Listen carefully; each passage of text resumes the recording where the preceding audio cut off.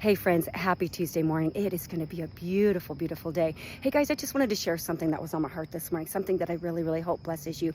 Over the weekend, some friends and I, and a lot of the people from the community from all over, we even had one lady come all the way from Tulsa.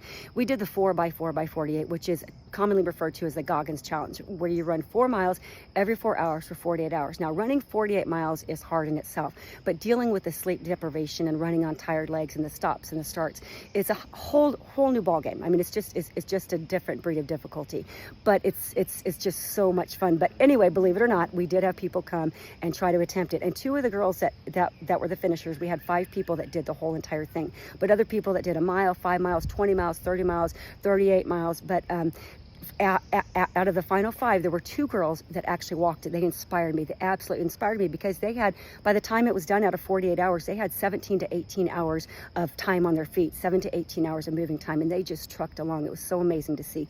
But what I love about this is when I was getting ready to leave and everybody was packing up, I call it a divine appointment because I had forgotten something in the bathroom while I was packing up. So I ran in there, and one of the girls who had finished, she said, "Melissa, I just want to tell you that, when you said embrace the suck for that last 2 a.m., she said, I really debated on backing out because I just didn't know what to do with it. But then she said, and then after getting it done, I understood." And what she meant by that, because we went on to discuss it, is that when you are told up front what's going to happen and what to expect, you can change your perspective, you can change your mindset, right? So when you go into it, you can say, okay, this is going to be tough. And right, immediately when you step up to that start line, you know what you're in for. So you know how to handle it. So mentally, you're prepared for it. But on the flip side, if you go into it and you think it's going to be easy, you're likely to bow out because you're like, oh my gosh, I didn't expect this. I did not expect it to be this hard. So she learned that if she changed her mindset, that it was easier to get through. And she told me that she was so glad that I said that because she was glad that she stayed and that she finished the race. Do you just love that or what?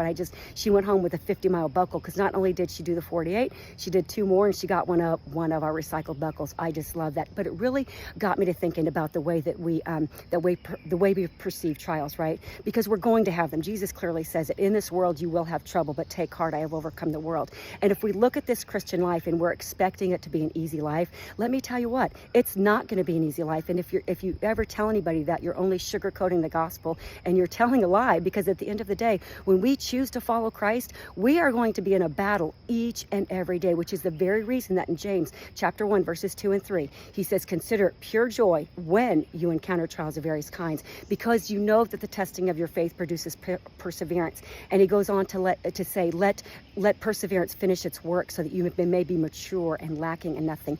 This is to say, okay, I know it's going to be hard because Jesus said it was going to be hard. So therefore, I've got to switch this perspective and I've got to look at my trials for what they're producing in me. And let me tell you what, there's no getting this mental grit and spiritual grit without going through these trials. That's what they produce in us. They produce this long-lasting endurance that says, okay, I've gone through this before, and this is the outcome. Romans 8:28 says that God works all things for the good of those who love him and are called according to his purpose. Every trial that we get through does something within us. It produces spiritual grit, it produces endurance, and it gives us this mindset that says, you know what, no matter what happens, I'm going to stay 10 toes to the ground, and I'm going to stay firm and fixed on the truths in the Bible. I'm not going to compromise. I'm not going to back down. No matter what happens, they can do whatever they want. But this is the perseverance and the testing of our faith. This is what these trials produce in us. So guys, I don't know what you're going through today, but I will tell you this: if you will stand firm and keep pressing on to the finish line, you will see when you get there, you will look behind. It's in hindsight that you see how God used the trial to grow you and to make you better. And also, it's not just for us, it's so people around us can see what we're going through and they can be inspired, because we refuse to bow out when things get a little tough.